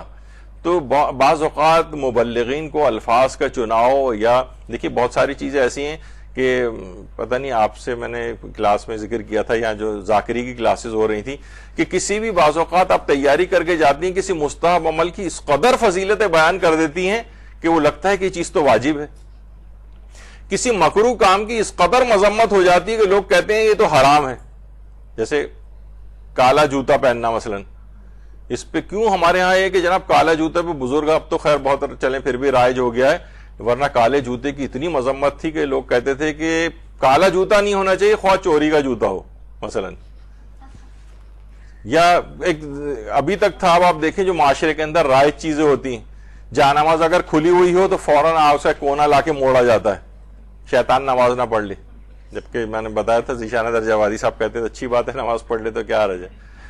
جتنی قوم ہماری وہی چپل کو، الٹی چپل کو سیدھا کرنے میں لگاتی ہے، اپنے آپ کو سیدھا کرنے میں اگر تھوڑی سی کوشش کر لے تو معاشرے میں کتنی تبدیلی ہو جائے، لیکن کہیں الٹی چپل آپ دیکھیں گے کبھی ہو ہی نہیں سکتا کہ لوگ وہاں سے گزر ہوں چپل کو سیدھا نہ کریں۔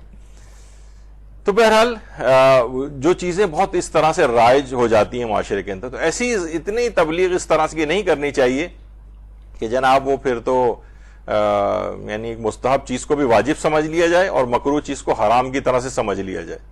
اور یہی وجہ ہے کہ بہت سے عرفی گناہ جو ہیں جو شریعت نے حرام نہیں کیے، عرف ان کو برا سمجھتا ہے، وہ اصل اللہ کی عائد کردہ گناہ کبیرہ سے بھی لوگ بڑا سمجھنے لگتے ہیں کہ یہ ہو جائے تو کوئی حرج نہیں ہے، بس یہ چیز نہیں ہونی چاہیے۔ کتنے معاشرے کے اندر چیزیں، مثلا ہمارے آج کل کے جو ماحول اور معاشرے میں آپ غیبت کر دیں کسی بھی اپنے والد کے سامنے تو کوئی ایسا نہیں، جھوٹ بول دیں کوئی ایسی بات نہیں، بعض اوقات گانے بھی سن لیں تو وہ نظر انداز کر دیں گے، لیکن مثلا سگریٹ پینے لگیں اگر آپ خواتین اپنے والد کے سامنے ہمارے معاشرے میں تو کتنا معیوب سمجھا جائے گا۔ دیکھا جائے تو کوئی حرام بھی نہیں ہے کہ والد کے سامنے سگریٹ پینا، لیکن وہ بڑے گناہ کبیرہ ہو جائیں تو یہ عموماً تبلیغات کے اوپر بہت ساری چیزیں جو ہے نا اس انداز سے بیس کرتی ہیں۔ تو بہرحال بات یہ ہو رہی تھی کہ ہر چیز کی ایک فضیلت والی پہلو ہے جو اگلے مراحل کا ہے، تو وہ اگلے مراحل کی طرف جانے سے پہلے ان کو مایوسی نہ ہو جائے لوگوں کو کہ بھائی اس کا کوئی فائدہ نہیں۔ ہو سکتا ہے کہ جو اسپیکر بول بھی رہا ہوتا ہے بعض اوقات کسی چیز کو ثابت کرنے کے لیے تو وہی کہہ دیتا ہے کہ بھائی ان چیزوں کا کیا فائدہ ہے، ورنہ اگر آپ سے گناہ نہیں چھوٹ رہے ہیں تو وہ اس انداز سے اس کا ذکر نہیں ہونا چاہیے کہ لوگ واقعی سوچیں کہ ہاں اس کا تو کوئی فائدہ نہیں تو اب ہمیں اس کام کو کرنا ہی نہیں چاہیے، تو یہ نہ ہو کہیں۔ اچھا، اسی طرح سے قرآن کو حفظ کرنے کا الگ ثواب ہے، اس پہ پوری ایک ہماری ایک الگ سے نشست ہوگی، بہت اہم اور دلچسپ ہوئی جو مجتہدین، وہ آج تو نہیں آ پائے گی، حالانکہ میرا پروگرام تھا میں اس کی پوری تیاری سے آیا تھا کہ اس موضوع پہ بھی لیا جائے، لیکن نہیں، وقت نہیں بچا اس کا۔ تو اس کو قرآن کو حفظ کرنے کا ایک الگ ثواب ہے۔ اچھا، ضروری نہیں کہ پورا قرآن اول تا آخر ہو، کچھ آپ دیکھیں ابھی آپ میں سے بھی جتنی خواتین یہاں بیٹھی ہوئی ہیں انہیں فقط وہی سورے ابھی تک بس یاد ہیں جو انہوں نے بچپن میں بہت چھوٹی عمر میں حفظ کر لی تھی، اس کے بعد ایک ٹیڈی پیسے کا نئے سورے کا اضافہ نہیں ہوا۔ کیوں بھائی؟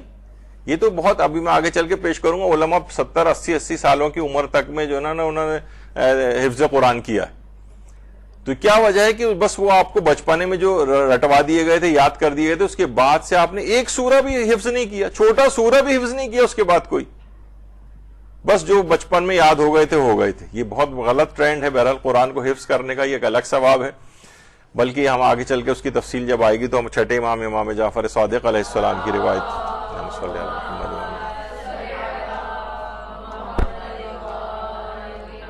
جو سورے یاد آپ نے بچپن میں کیے تھے، بہت سے سورے مثلا اما یتساءلون کا سورہ اور سورے ہیں جو نسبتاً تھوڑے سے بڑے تھے، وہ بعد میں سب نے بھلا دیے۔ روایتوں میں جو شخص قرآن کی کوئی سورہ بھلا دے گا تو وہ سورہ قیامت کے دن ایک زیبا شکل میں اس کے سامنے آئے گی جو جنت کے بلند درجے پر ہوگی۔ وہ شخص اسے دیکھ کر کہے گا تو کون ہے اس قدر حسین، کاش تو میری ہوتی۔ وہ سورہ جواب میں کہے گی تو نے مجھے نہیں پہچانا، میں قرآن کی وہی سورہ ہوں جو تو نے بھلا دی تھی، اگر تو مجھے نہ بھلاتا تو آج میں تجھے اس بلند مقام و مرتبے پر لے آتی۔ بہت سے علماء، ایک اور مگرچہ میں نے وہ نہیں اس میں دیکھا کہ وہاں جائیں گے تو بہت بڑے بڑے محلات ان کو دکھائے جائیں گے، وہ کہیں گے یہ کن کے؟ کہا یہ تمہارے ہوتے اگر تم قرآن کے ان سوروں کو نہ بھلا دیتے۔ ایک روایت میں نے علماء کی اس سے سنی ہے، البتہ پڑھی نہیں کتاب کے اندر، لیکن علماء نے بیان کی۔ تو یعنی اس قدر ان کی تکرار بھی کرنی چاہیے کہ وہ آپ کو بھولنے نہ پائیں۔ اس کا الگ ثواب ہے، اس کے الگ فوائد ہیں حفظ کرنے کے۔ اور یہاں تک پیغمبر نے اکرم صلی اللہ علیہ وآلہ وسلم نے فرمایا کہ جو شخص ایک مرتبہ قرآن کو پڑھ لے لیکن پھر اس کی تلاوت نہ کرے، یعنی بھلا دے اس کو، تو خدا اس پر ہر آیت کے مقابلے میں ایک سانپ کو مسلط کرے گا، اور جب تک اسے گناہ بخش نہ دیا جائے سانپ جہنم میں اس کے ساتھ رہیں گے۔ ملا یعذر الفقی کی روایت۔ اور جو شخص قرآن کو پڑھے اور پھر اس کی تلاوت نہ کرے، یعنی ایک دفعہ پڑھ لی اور پھر تلاوت کرنی چھوڑ دی اس نے، خدا کی بارگاہ میں وہ جزامی یعنی کوڑی کے طور پر پیش ہوگا۔ تو یعنی صرف یہی نہیں کہ حفظ کرنا ہے، بلکہ حفظ کی اس قدر تکرار بھی کرنی ہے کہ آپ اس کو بھلا نہ دیں. اس سلسلے میں کچھ استفتات بھی ہیں جو میں اسی میں پیش کروں گا آپ کو جب ہم اس موضوع پر گفتگو کریں گے. تو بہرحال یعنی حفظ کرنا، یہ صرف اس کو رٹے بازی کہنا، اس کو ایک فضول مذاق اڑایا جاتا ہے تقاریر کے اندر کہ اس رٹے بازی کا کوئی فائدہ نہیں. حفظ کا الگ فائدہ ہے، اس کی تکرار کرنے کا الگ فائدہ ہے. یہ کہاں سے اس قسم کے نئے نئے نظریات نکل رہے ہیں؟ تو بہرحال یہ اچھا. اسی طرح قرآنی احکام کے نفاذ کا الگ ثواب ہے. اب دیکھیے قرآن میں قصاص کے مسائل ہیں، دیات کے مسائل ہیں. یہی وجہ ہے کہ وہ علماء جو کہ ولایت فقی کے اس طور پہ نظریے کے بھی قائل ہیں، کیونکہ ولایت فقی کا نظریہ یعنی ویسے تو ایک تمام مراجع اس کو مانتے ہیں، البتہ اس کے نفاذ کے سلسلے میں، اس کی امپلیمنٹیشن کے سلسلے میں اس میں ان کے جزئی اختلافات ہیں. لیکن یہ کہ مثلا وہ علماء جو کہتے ہیں ولایت فقی کا نظام ظاہر ہے کہ یہ تمام آیات ورنہ معطل ہو جائیں گی، تو وہ اس میں اس سلسلے میں یہ فرماتے ہیں کہ قرآن کی ان آیات کا نفاذ، قصاص کا، دیات کا، گواہیوں کا نظام، قضاوت کے سسٹم، یا جو اور قرآن نے اس طرح سے بیان کیے ہیں، یہ معطل ہو کے رہ جائیں گے. تو جب ان کا نفاذ کرتے ہیں اور حکومت اسلامی قائم کرتے ہیں تو یہ اس کے الگ ثواب اور فوائد ہیں. یعنی یہ اور آگے بہت بڑا ایک سینیریو کا اور قرآن کی امپلیمنٹیشن کا ایک بہت بڑا مرحلہ ایک آتا ہے. کچھ تو اپنی ذات کے اوپر قرآن کو نافذ کرنا ہے، جھوٹ نہیں بولنا ہے، غیبت نہیں کرنی ہے، واجبات ادا کرنے ہیں، حرام سے اپنے آپ کو بچانا ہے. لیکن حکومت اسلامی کا جو قیام ہے وہ معاشرے اور اس کے اندر یہ الگ ایک ثواب اور فوائد رکھتا ہے. البتہ مراجع کے وہ اپنے جو نظریات ہیں اس سلسلے میں وہ اپنی جگہ پر ہیں. تو قرآنی احکام کے نفاذ کا اس لحاظ سے یہ الگ ثواب ہے. قرآن کی تبلیغ کا الگ ثواب ہے. بلغ ما انزل الیک من ربک جو تھا، اب اس میں آیت ولایت یعنی اس کی تبلیغ کرو.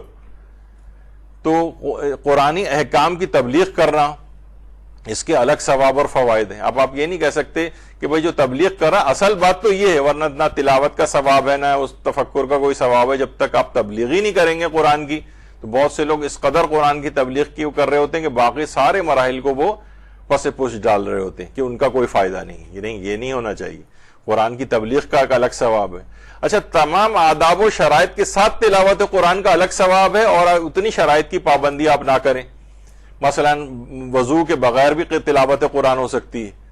مصحف کو ہاتھ میں اٹھائے بغیر بھی، مثلا ہاتھ میں ہمارے موبائل فون ہے اس میں بھی ہو سکتی ہے. جو اور شرائط ہیں، حتیٰ کہ حالت نجاست میں بھی عورت سوائے 4 آیتیں سجدہ کے پورا قرآن تلاوت کر سکتی. تو اس میں بھی کوئی حرج نہیں ہے.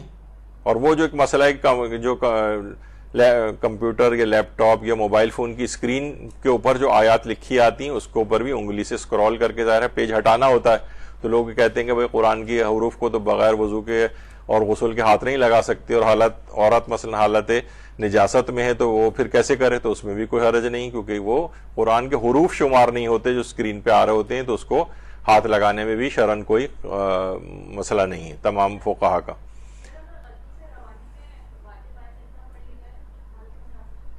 ہاں تو بس ٹھیک ہے، بس پھر ایک سجدہ تو واجب ہو جائے گا، البتہ کیونکہ بے اختیار اور بھولے سے ایسا ہوا ہے تو کوئی گناہ بھی نہیں ہوگا اس میں، لیکن بہرحال پھر سجدہ کرنا پڑے گا. تو تمام آداب و شرائط کے ساتھ تلاوت قرآن کا الگ ثواب ہے. مثلا غم اور حزن کی کیفیات ہو، انسان رو رہا ہو، قرآن دیکھیے چھٹے امام میں امام جعفر صادق علیہ السلام فرماتے ہیں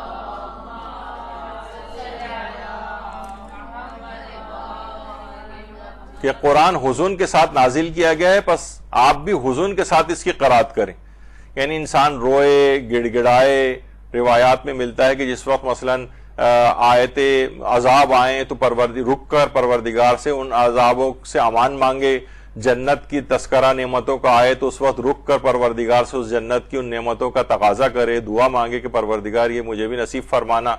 تو یہ مختلف چیزیں ہیں جو قرآن کی مختلف قرات کی جو کیفیات ہوتی ہیں، اس کے کچھ آداب شرائط ہیں. آداب و شرائط کے ساتھ بھی تلاوت کی جائے. بہت سے لوگ یہ کہتے ہیں کہ پھر اگر آپ نے آداب و شرائط کے ساتھ تلاوت نہیں کی تو بس گویا آپ نے بیکار ہے پورا آپ کا. جیسے کوئی بہت زیادہ بڑے جو قاری اور تجوید کے ماہرین ہوتے ہیں ان کے سامنے آپ پڑھیں تو آپ کو لگے گا کہ آپ ان کو کہیں ذرا میری چیک کر لیں آپ، تو آپ کو اتنی 100 غلطیاں بتا دیں گے اس کے اندر کہ آپ مایوس ہو جائیں گے، میری تو گویا پوری نماز ہی باطل ہو گئی. حالانکہ وہ نماز کے اعتبار سے قرات ٹھیک ہونی چاہیے لیکن اتنی تجوید کے قواعد کی پابندیاں وہ لازم نہیں. تو وہ اچھا ان کی بھی کیا غلطی ہوتی ہے, وہ اتنا مایوس کر دیتے ہیں کہ وہ اتنے اعلیٰ پیمانے کی قرات اور تجوید کے قواعد اس کے اندر لے آتے ہیں کہ کہتے ہیں اس کے, یہاں تک کہ میں نے آپ کو شاید پہلے بتایا تھا کہ بہت سے جو طالب علم وہاں جاتے تھے حوزہ علمیہ قوم وغیرہ میں, تو آیت اللہ بہجت کے پیچھے نمازیں پڑھنی بند کر دی تھی انہوں نے, یعنی ان کی قرات صحیح نہیں ہے. شبیری زنجانی کے پیچھے بھی نمازیں نہیں پڑھ رہے ہیں, قرات صحیح نہیں ہے.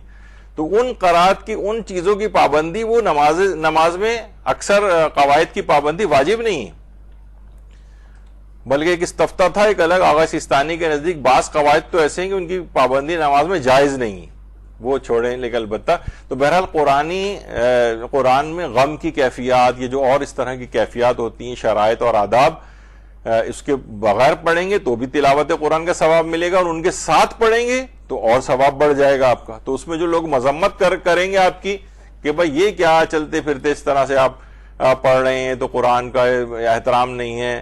بہت سے بزرگ ڈانٹ رہے ہوتے ہیں کہ مثلا کوئی تلاوت ایسی کرتا ہو, بچہ گزارا نہیں, ایک جگہ خاموشی سے بیٹھ جاؤ, بڑی اس کے ساتھ پڑھ, نہیں, اسی کوئی ضرورت نہیں. بہت سے لوگ کہتے ہیں کہ یہ کیا ہے, بس گاڑی میں گئے اور آپ نے نوحہ آن کر دیا اور یہ پورے آداب کے ساتھ صحیح سننا چاہیے. بھائی ہر طرح سے سنا جا سکتا ہے, آداب کے ساتھ سنیں گے تو اور اچھا ہے, نہیں سنیں گے اس کے بغیر تو بھی سنا جا سکتا ہے. خیر, اور کچھ چیزیں ایسی ہیں وہ آداب میں کہ پیغمبر اکرم صلی اللہ علیہ وآلہ وسلم فرماتے ہیں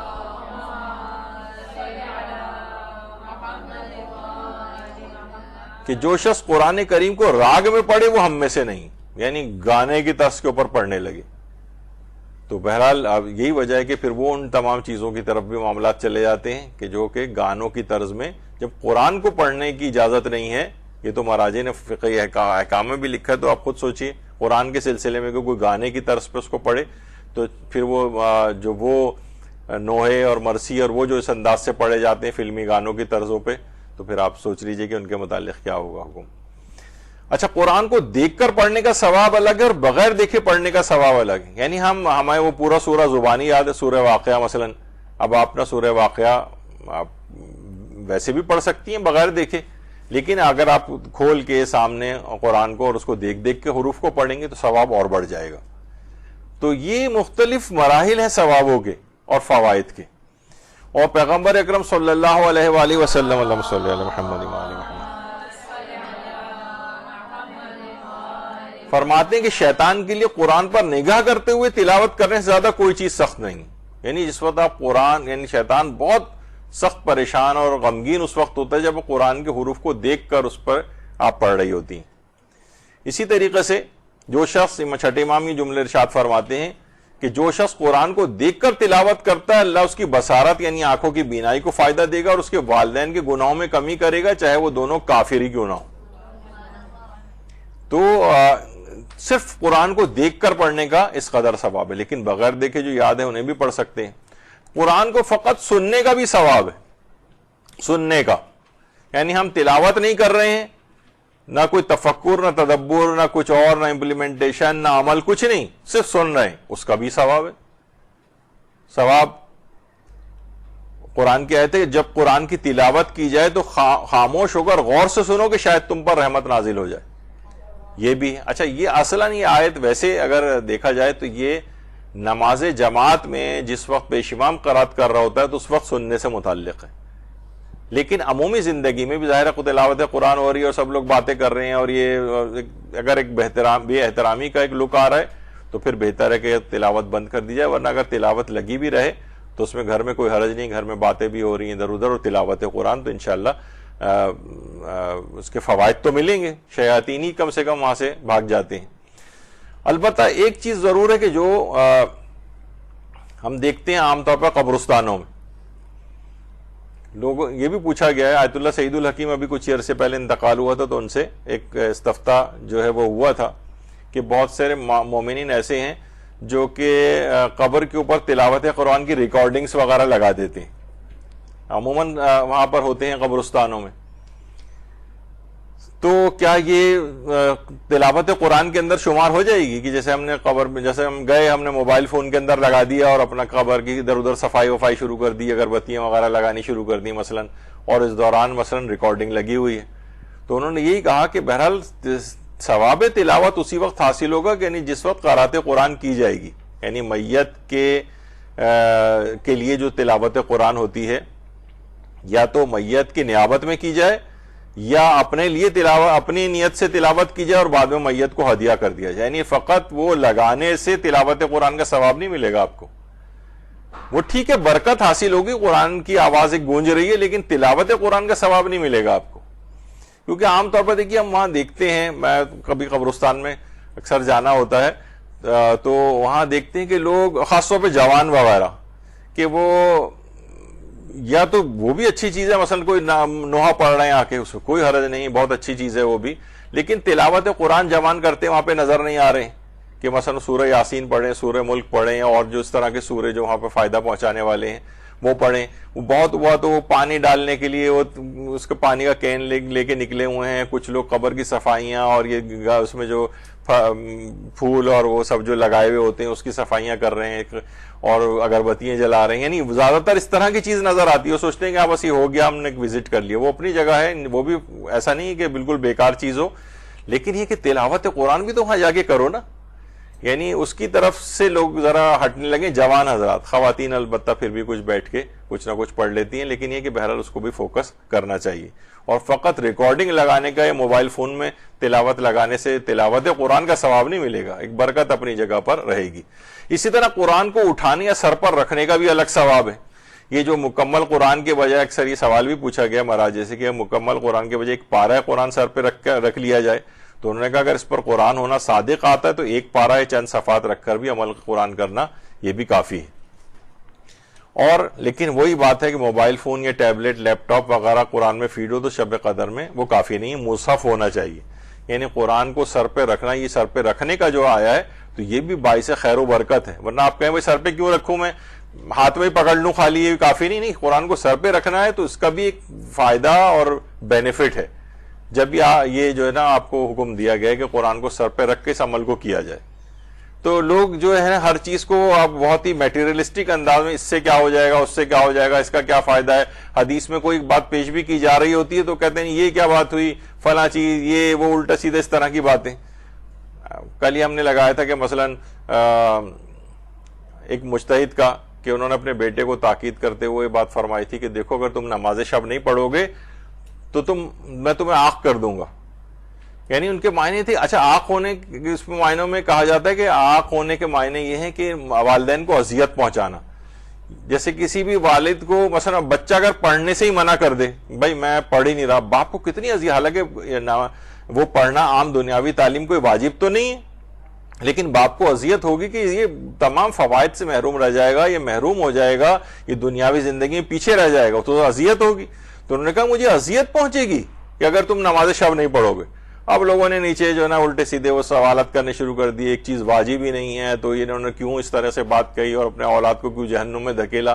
ارے بھائی تھوڑا سا غور و فکر کرو کہ وہ نا اس چیز کو کہنا چاہتے ہیں، تاکیداً بتانا چاہتے ہیں کہ یہ کام نہیں کرو، اس سے میرے لیے باعث اذیت ہے، تم اتنے بڑے مقامات سے محروم رہ جاؤ گے. تو ان کے بچے پھر اس کے اوپر عامل ہوئے. یعنی بعض اوقات یہ چیزیں اس طور پہ کہی جاتی ہیں. تو ان چیزوں کے اثرات ہیں، قرآن کو فقط سر پہ رکھنے کے بھی اثرات ہیں جب یہ آپ کو حکم دیا گیا ہے. ورنہ یہ نہیں کہ اس سے کیا فائدہ ہوگا اور ہاتھ میں پکڑ لیں گے تو وہی تو قرآن ہے، سر پہ رکھیں یا ہاتھ میں رکھیں، نہیں فرق پڑتا ہے جناب. تو خیر، اچھا اسی طرح علوم قرآنی حاصل کرنے کا الگ ثواب ہے. اب یہ ثواب بڑھتے جا رہے ہیں. دیکھیے یعنی اگر آپ مرحلے وار اس کو دیکھتے جائیں، علوم قرآنی یعنی ایک تو صرف قرآن کی تلاوت کی حد تک بات تھی، اب وہ علماء اس کو حاصل کرتے ہیں، علم تفسیر حاصل کرتے ہیں، محکم اور متشابہ کی پہچان کیسے ہوتی ہے قرآنی آیات میں، ان کی آیات میں تفکر و تدبر کیسے ہوتا ہے، قرآنی آیات جو بظاہر ایک دوسرے سے ٹکراتی ہوئی نظر آتی ہیں اس کو حل کیسے کیا جاتا ہے. بہت سارے علوم قرآن کی پوری ایک لسٹ ہے کہ علوم قرآن کے اندر کون کون سی چیزیں شامل ہیں. وہ سب حاصل کریں گے، اس کا اور ثواب ہے، وہ اور لیول بہت بڑا ہے. اسی طرح قرآن پڑھانے کا الگ ثواب ہے. قرآن پڑھانا جو امیر المومنین علیہ الصلوۃ والسلام نے فرمایا، اللہم صلی علی محمد وعلی محمد، کہ باپ پر بیٹے کے 3 حقوق ہیں: اچھا نام رکھے، ادب سے آراستہ کرے اور قرآن کی تعلیم دے. اب یہاں قرآن کی تفکر، تدبر اور تفسیر قرآن کے لحاظ سے بات نہیں ہو رہی، ابھی صرف قرآن پڑھنا سیکھنا اس کو آ جائے، قرآن پڑھنا اس کو آ جائے. یہ اس کی بات ہو رہی، یہ اس کا حق ہے کہ اس کو قرآن پڑھنا سکھا دے. تو اس صرف قرآن پڑھنے کا الگ ہے. اور یہ بھی روایت میں ہے کہ اگر قرآن کو سکھایا جائے، کسی کو تعلیم دی جائے، چاہے اپنی اولاد، جس نے اپنے ایک لڑکے کو قرآن کی تعلیم دی، پیغمبر فرماتے ہیں گویا بیت اللہ کے 10,000 عمرے کی ہیں، اور 10,000 غلام اولاد اسماعیل سے آزاد کیے ہیں، 10,000 بھوکوں مسکین مسلمانوں کو کھانا کھلایا ہے، 10,000 برہنہ کو لباس پہنایا ہے. اللہ اس کے ہر حرف کے بدلے نیکی دیتا ہے، 10 گنا معاف کرتا ہے. قرآن قبر میں اس کے ساتھ ہوگا، میزان میں اس کا پلہ بھاری رہے گا، اور وہ پل صراط سے بجلی کی تیزی سے گزر جائے گا. اور قرآن اس وقت تک اس سے جدا نہ ہوگا جب تک کہ اپنی خواہش سے زیادہ عزت اور بزرگی وہ شخص نہ پالے. یعنی اپنی اولاد کو فقط قرآن کی تعلیم دینے کا، اب اپنی اولاد ہو کسی اور جگہ آپ پڑھانے کہیں جائیں، اس کا الگ ثواب ہے. یعنی آپ یہ مختلف مرحلے ہیں قرآن کے لحاظ سے. اور یہ بھی امام حسن عسکری علیہ السلام نے فرمایا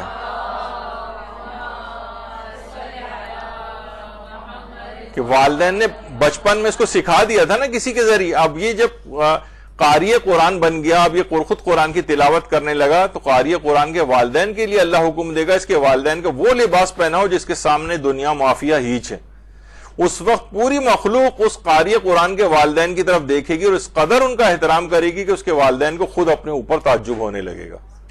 یعنی یہ تم نے جو بچے کو کتنا بڑا کام تم نے کر دیا کہ بچے کو قرآن پڑھنا سکھا دیا. خود بھیج رہے ہیں، مدرسے بھیج رہے ہیں، کسی عالم کا انتظام کر رہے ہیں، کسی طالب علم کا انتظام کر رہے ہیں کہ بچے کو قرآن پڑھنا آ جائے. تو یہ اس کا کتنا ثواب ہے پڑھوانے کا، تعلیم دینے کا. اپنے بچوں کو سورہ یاسین کی تعلیم دو کیونکہ یہ خوشبو قرآن ہے.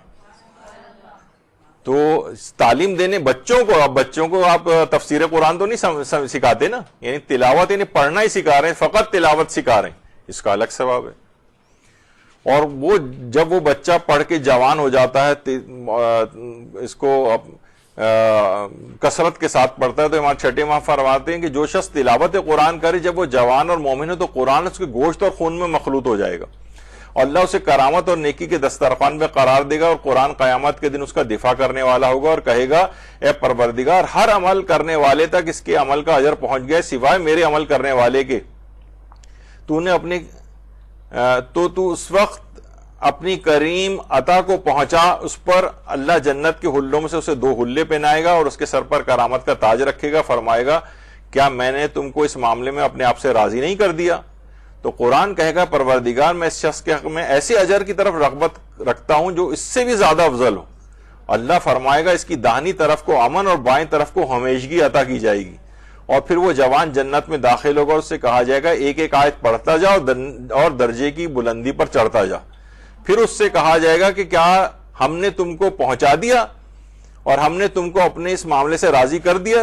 جواب میں وہ جوان کہے گا ہاں پروردگار. اور فرمائے جو شخص کثرت سے تلاوت کرے اور قرآن کو حفظ کرنے مشقت اٹھائے، اللہ اس کو دگنا اجر عطا فرمائے گا. اللہم صلی علی محمد.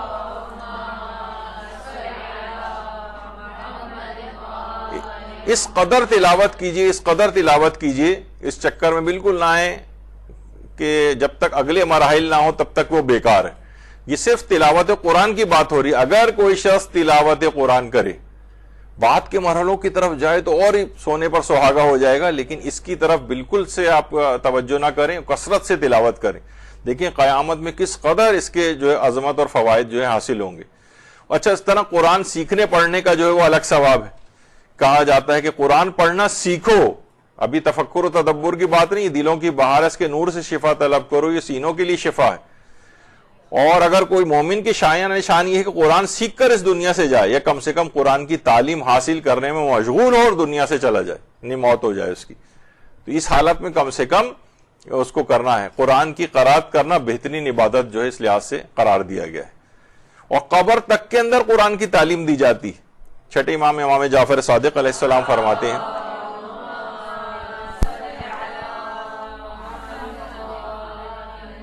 کہ ہمارے محبوں اور شیعوں میں سے جب کوئی مر جاتا ہے اور وہ اچھی طرح قرآن پڑھنا نہ جانتا ہو تو قبر میں اسے قرآن کی تعلیم دی جائے گی. خدا اس کے درجات کو بلند کرے گا، کیونکہ درجات بہشت قرآنی آیات کی تعداد اتنے ہیں. وہاں قاری قرآن سے کہا جاتا ہے پڑھو اور اگلے درجوں میں چلے جاؤ.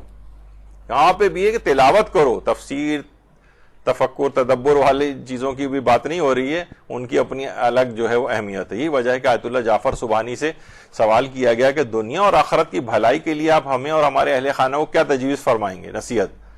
تو انہوں نے جواب دیا نمازوں کو اول اوقات میں انجام دیں اور قرآن کا ایک پارہ روزانہ تلاوت کریں، دنیا اور آخرت کی ہر خیر اور بھلائی آپ کے اور آپ کے اہل خانہ کے لیے آ جائے گی۔ یعنی روزانہ ایک پارہ تلاوت۔ اب دیکھا جائے تو ایک پارہ تلاوت کرنے میں کتنا ٹائم لگتا ہے؟ اگر یہ بالکل عبث اور بے فائدہ ہے تو انہوں نے کہنا چاہیے تھا ایک آیت پورے تفکر و تدبر کے ساتھ پڑھ لیا کرو، بس نہیں، کہا پورا پارہ ایک روزانہ پڑھو، چاہے دیکھیے اس میں کچھ سمجھ میں اس لحاظ سے آئے یا نہ آئے۔ یہی وجہ ہے کہ امام خمینی نے اپنے بیٹے احمد خمینی کے نام جو خط لکھا تھا، آج بھی وہ صحیفہ امام جو کتاب ہے اس کے اندر موجود ہے، اس کی 16ویں جلد میں، اور وعدہ دیدار کے نام سے ایک الگ امام خمینی کے خطوط پر اردو میں بھی ترجمہ ہو گئی ہے، اس میں بھی آیا ہے۔ کہا کہ دیکھو معرفت کے ساتھ اس عظیم کتاب قرآن مجید سے مانوس رہو اور اسے اپنے محبوب تک پہنچنے کا ایک راستہ قرار دو، خواہ صرف قرات کے ذریعے ہی کیوں نہ صحیح، صرف تلاوت کے ذریعے۔ یہ ہرگز نہ سوچو کہ بغیر معرفت کے تلاوت کا کوئی اثر نہیں، یہ شیطان کا وسوسہ ہے۔ امام خمینی نے کہا ہے محبوب کی جانب سے یہ کتاب تمہارے اور سب کے لیے دعوت نامے کی حیثیت رکھتی ہے، اور محبوب کا نامہ محبوب ہوتا ہے اگرچہ عاشق اس کا مضمون نہ سمجھ سکے۔ اس قصد کے ساتھ قرات کرنے سے محبوب کی محبت کے جو ہمارا مقصود ہے شاید تمہارے شامل حال ہو جائے اور وہ تمہارا ہاتھ تھام لے۔ تو بہرحال قرات قرآن یہ مجھے کچھ سمجھ میں نہیں آ رہا ہے، ایسی قرات کا کوئی فائدہ نہیں جو سمجھ میں نہ آئے، جو تفکر نہ ہو، تدبر نہ ہو۔ تو یہ امام خمینی نے کہا شیطانی وسوسہ ہے، یہ اس کے چکر میں کبھی نہ آنا اور قرات قرآن مسلسل کرتے رہنا۔ یہی وجہ ہے کہ ہمارے 5ویں امام نے جو جملات ارشاد فرمائے ہیں، اللہم صلی علی محمد وآل محمد، کہ جو شخص سونے سے پہلے سورہ مسبحات یعنی حدید، حشر، صف، جمعہ، تغابن اور سورہ اعلیٰ کی تلاوت کر کے سوئے تو وہ امام اثر کی زیارت سے مشرف ہوئے بغیر نہیں مرے گا، اور بغیر زیارت کے مر بھی جائے تو وہ رسول اللہ کے جوار میں رہے گا۔ اب کوئی شخص اگر اس لحاظ سے آپ دیکھیں تو روزانہ اگر کوئی شخص یہ سب سورے پڑھے، حدید، حشر، صف، جمعہ، تغابن، اعلیٰ، تو یہ ہم کہیں گے یہ جب تک بے فائدہ ہے، جب تک تفکر و تدبر نہ ہو اور فقط تلاوت کا کوئی فائدہ نہیں، تو فقط تلاوت ہی کا فائدہ امام بتا رہے ہیں۔ تو ان سب کی چیزوں کے فوائد ہیں فقط تلاوت کے بھی۔ اور یہی وجہ ہے کہ پیغمبر اکرم تیز بخار کی حالت میں بھی تلاوت قرآن میں کمی نہیں کرتے تھے، فرماتے تھے آج رات کا یہ بخار مجھے قرآن کی 30 سوروں کی تلاوت سے نہ روک سکا، جس میں 7 طویل سورہ بھی شامل تھی۔ اب پیغمبر اکرم کہاں رک کر اس میں، ظاہر پیغمبر کی تو تفکر و تدبر کا لیول ہی الگ ہے، تو لیکن کثرت تلاوت بھی پیغمبر اس میں بتانا چاہ رہے ہیں کہ حتیٰ کہ بیماری تک میں جس میں ہماری نمازیں واجب چھوٹ جاتی ہیں ہم لوگوں کی، اس میں پیغمبر فرماتے ہیں کہ 30 سوروں کی تلاوت کی جس میں 7 طویل سورے بھی شامل تھے سخت بخار میں بھی۔ اور یہ بھی پیغمبر اکرم نے فرمایا کہ جو شخص سوتے وقت 100 مرتبہ سورہ قل اللہ احد پڑھے تو اللہ اس کے 50 برس کے گناہ کو بخش دے گا، 50 سال۔ اب کوئی کہے کہ بھائی ایک آیت پہ ہی تدبر کر لیتے، یہ 100 دفعہ پڑھنے کی تکرار کرنے کی کیا ضرورت ہے؟ جی ہاں، اس کی یہ فائدے ہیں، 100 دفعہ ہی پڑھنا ہے اس کو۔ تلاوت کا ثواب یہ بتایا گیا کہ 50 سال کے گناہ بخشے جائیں گے، اور جو 50 آیت کی تلاوت کرے گا یہ بھی پیغمبر نے فرمایا کہ اسے اللہ یاد کرنے والے یعنی ذاکرین میں اس کو شمار کرے گا۔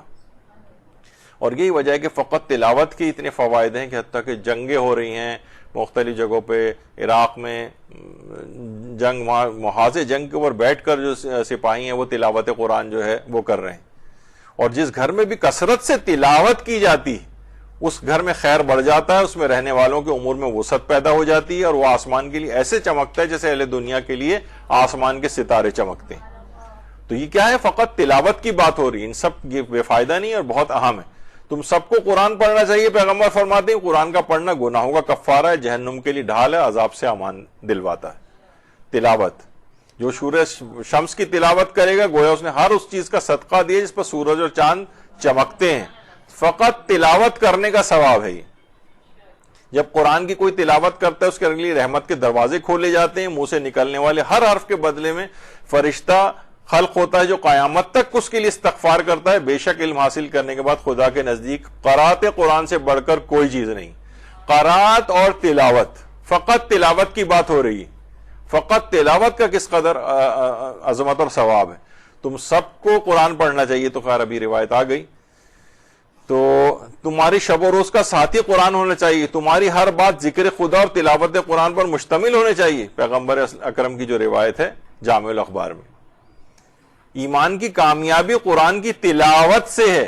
دیکھیے میں پھر بار بار وہ لفظ کہہ رہا ہوں, کتنی احادیث اس کے اندر یہ بات آئی کہ امام محمد باقر علیہ السلام اپنے والد چوتھے امام سے نقل کرتے ہیں محمد کہ رسول خدا نے سعد ابن معاذ کی نماز جنازہ پڑھائی. فرمایا حضرت جبریل کے ہمراہ 90,000 فرشتوں نے نماز جنازہ پڑھی ہے. میں نے جبریل سے پوچھا کہ آپ ان لوگوں کی نماز جنازہ میں کیوں شریک ہوئے؟ تو جبریل نے کہا معاذ اٹھتے بیٹھتے سوار پیادہ آمد و رفت کے وقت ہر وقت سورہ توحید کی تلاوت کیا کرتے تھے. تو دیکھا جائے تو انہیں ایک ایک آیت پڑھ کے تفکر و تدبر والا, یعنی میں اس کی مذمت نہیں کر رہا کہ ان لوگوں کو بار بار ڈینائی کر رہا ہوں جو کہتے ہیں کہ تلاوت قرآن بے فائدہ ہے. یہ ہر وقت کیوں اتنی کثرت کے ساتھ تلاوت کی جا رہے ہیں؟ 90,000 فرشتے ان کے لیے آ رہے ہیں فقط اس وجہ سے. تو بہرحال بہت آسانیاں اور سہولتیں پیدا ہوتی ہیں اور روایات اور وہ بہت زیادہ ہیں. اور یہ بھی ہے کہ وہ گھر جس کے اندر قرآن نہیں پڑھا جاتا, اللہ کو یاد نہیں کیا جاتا, 3 مصیبتیں اس کے گھر میں داخل ہو جاتی. برکت کم ہو جاتی, اب ہمیشہ مالی مشکل رہے گی. فرشتے اس کے گھر کو چھوڑ دیتے ہیں, برکتوں سے محروم ہو جائے گا, لڑائی جھگڑے ہوں گے اور نفاق پیدا ہو جائے گا ان میں. اور شیاطین اس گھر میں داخل ہو جاتے ہیں, ویران ہو جائے گا, گھریلو جھگڑوں کا شکار ہو جائے گا وہ گھر. یعنی جہاں قرآن کی تلاوت نہیں ہوتی, جہاں قرآن پڑھا نہیں جاتا, یہ نہیں کہ جہاں پہ قرآن پہ غور و فکر و تدبر نہیں کیا جاتا وہاں یہ نقصان ہوگا, فقط تلاوت. اور وہ تو دیکھیے ایسی شخصیات صرف امام حسین علیہ السلام کی تھی کہ جو کہ